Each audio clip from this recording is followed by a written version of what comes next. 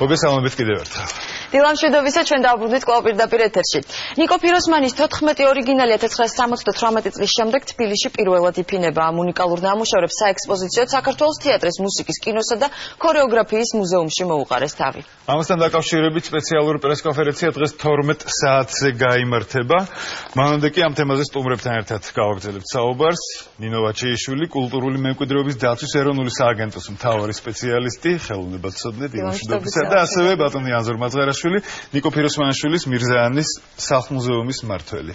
მოგესალმებით, დიდი მადლობა, რომ დავთანხმდით გადაცემაში მონაწილეობაზე, იმიტომ რომ ის კადრები, რომელიც გავრცელდა გუშინ წინ ხელოვნების სასახლის Facebook-ის გვერდზე, მიიღო ყველას ყურადღება, ჩვენის ბუნებრივია, სადაც ხედავთ თუ როგორ მიმდინარეობს უნიკალური განძის დაბინავება შენობაში სპეციალური მსოფლმხედრობის ზომების დაცვით. რა განძია საუბარი ბოლო-ბოლო რომ გაგვარკვიოთ და საიდან შემოიტანეთ? დიდი მადლობა სტუდიაში მოწვევისთვის. ეს განძი გახლავთ მირზაანის მუზეუმიდან, ნიკო ფიროსმანის ორიგინალები.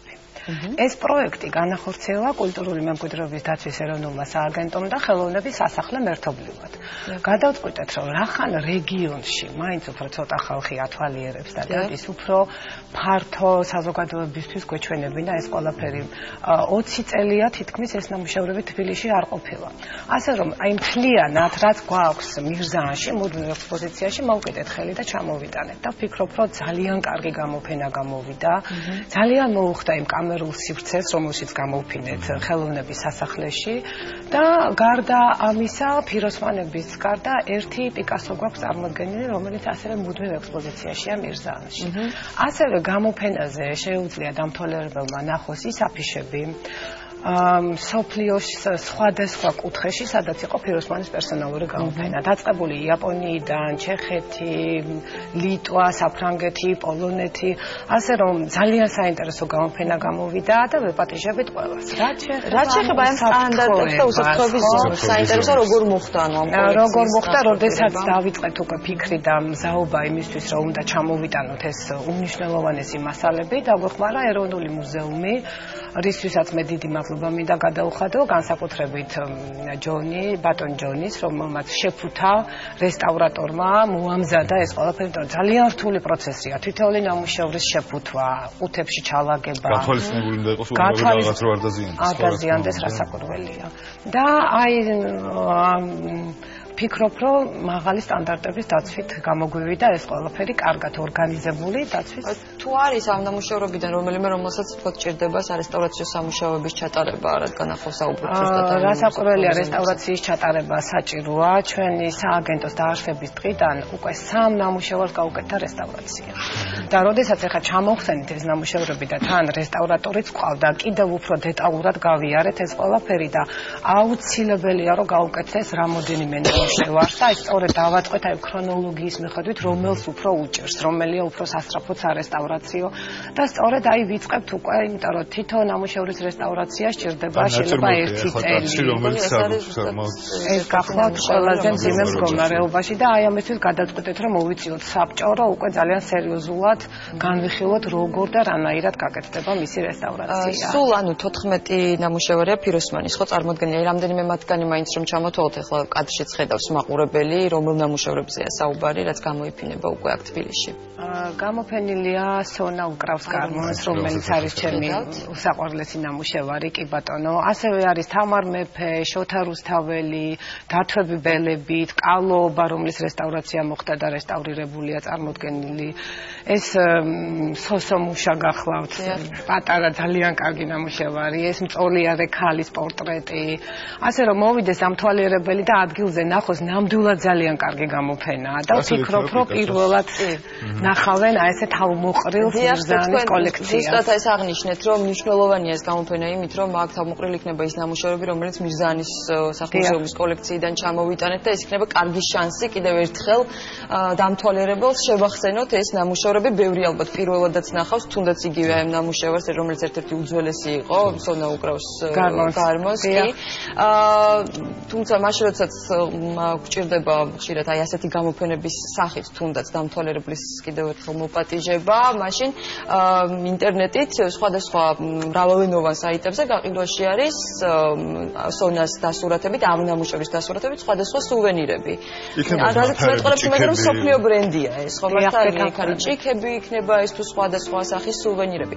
ანუ ამ შემთხვევაში რა სტრუქტურები არეგულირებს, არ ვიცი თქვა მსგავს საკითხებს, როდესაც საუბარია ჩვენს ეროვნულ კულტურულ მემკვიდრეობაზე. იცით როგორ არის, აი გააჩნია როგორ ხდება ეს ყველაფერი, იმიტომ რომ როდესაც ჩვენ თვითონ ვეჭდავთ და ვაკეთებთ, აი იგივე მირზაანის მუზეუმში გვაქვს სუვენირები, სადაც არის ეს ნამუშევრები.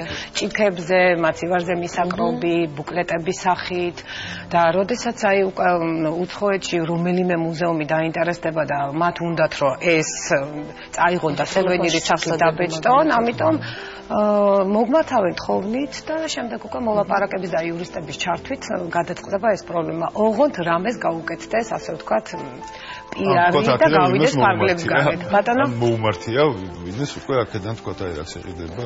არა. ესეთი არ შემზადოთ რომ გითხრათ რა საიტზე იყო მაგალითად ეს მასალა ხელმისაწვდომი, თუ კი რა თქმა უნდა მოხდება ამაზე სწორი და სწრაფი რეაგირება. კიდევ ერთი რაზეც უკვე ბატონ ნანზორთან მინდა რომ ვისაუბროთ, ეს არის ის მნიშვნელოვანი ნამუშევარი პიკასოს მიერ ფიროსმანის პორტრეტი, რომელიც ასევე ტრანსპორტირებულია და უკვე საექსპოზიციოდ მზად არის ხელოვნების სასახლეში. მე ვიცი რომ საკმაოდ საინტერესო ისტორია უძღვის ამ ნამუშევარს და რომ გითხრათ საერთოდ როგორ მოხდა მირზაანის სახლ-მუზეუმში. სანამ მაგას მოგიყვებოდეთ, მადლობას გიხდით მოწვევისათვის, მივესალმებით თქვენს მაყურებელს და დარწმუნებული ვარ, რომ ამ გამოფენაზე ყველა მოადა 16-ში ქუჩაში ვატყობთ გამოფენას ფიროსმანის ქუჩაზე და იქაც დაგვდებენ პატივს და მომზადებიან. რაც შეეხება პიკასოს ნამუშევრის, ესე იგი ჩვენ მუზეუმში მოხვედრას, ამას ცოტა ხანგრძლივი შორეული ისტორია აქვს. ილიას დანევიჩი, რომელიც გახდათ რუსული ფუტურიზმის მამამთავარი, 30-იან წლებში დატოვა საბჭოთა კავშირი და წავიდა საფრანგეთში. იქ დააარსა გამომცემლობა და იმისი ყველაზე დიდი ტირაჟი იყო 5 ცალი და ამას აუქციონზე ყიდიდა და ეს უფრო დიდ მოგებას აძლევდა, ვინმე დიდი ტირაჟით გამოეცა.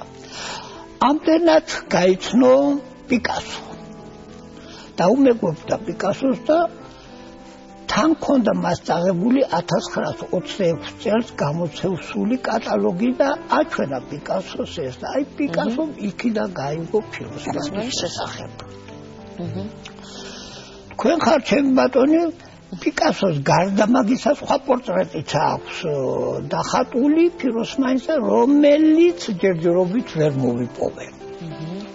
ანუ ვინახება სადმე ეს თუ კი, ალბათ პიკასოსთან არის და რომელიმე ისა და არის ვიცი რომ აქვს დახატული. აი ეს ნამუშევარი თავიდანვე მირზაანის სახლ-მუზეუმში. და როდესაც ესე იგი პიკასოსთან მივიდა ბატონი ზურა წერეთელი და უთხრა რომ მე მინდა რომ თქვენს შემოქმედებას გავეცნო და თქვენსგან რაიმე შევიცვისო, პიკასომ უთხრა როგორ გეკადრება თავის დროზე, მე ფიროსმანი დამეხმარა რომ და თქვენ ისეთ ფერმწერი გყავთო რომ ერთი წვით ჩემთან მოსვლა ნამდვილად არ დაგჭირდებათო.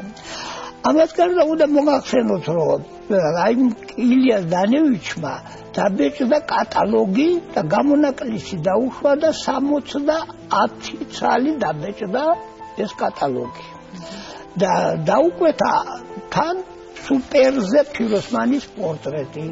პიკასომაც მართლა ძალიან კარგი პორტრეტი შექმნა შტრიხებით და ეს 70 დაიბეჭდა, მაგრამ 70 ეს არის ლითოგრაფია და ყველაზე თვითონ პიკასომ მოაწერა ხელი.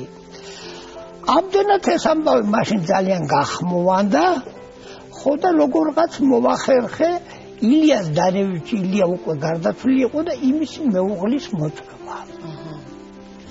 16 ადამიანი ჩამოვიდა საქართველოში, დავხვდით და როდესაც ესე იგი ერთ-ერთი იმაზე მასპინძლობდით ამან აიღო და ეს ნამუშევარი საჩუქრად გადმოხდა. ეს არის 985 წელი.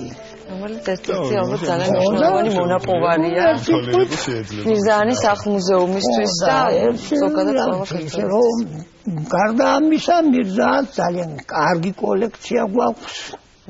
ხატრობისა ერთი ეგარი რომ სვიწროვეს განვიცდით და ყველაფერი ვერ გამოგვიფენია და და ეხლა არის შანსი რომ ეს ნამუშევრები ასე ფართოდ და კარგად იხილოს დამთავრებულმა. საერთოდ დღეს იქნება თვალე იქნება ქართველი ხალხი იმას რამდენ მივარო ფიროსმანის მუზეუმი უნდა იყოს განსხვავებული როგორც ფიროსმანი არის განსხვავებული ასევე მუზეუმის მუზეუმი უნდა იყოს განსხვავებული.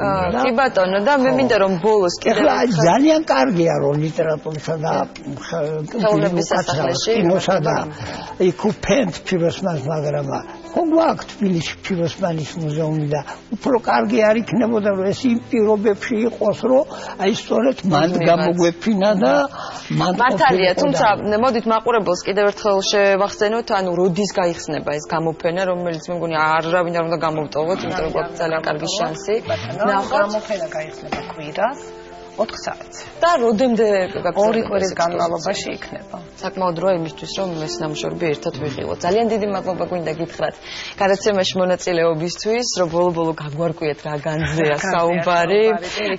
მადლობა. გისურვებთ წარმატებულ დღეს, ჩვენ კი რეკლამაზე გავდივართ და რამდენიმე წუთში ისევ დაგიბრუნდებით დროებით.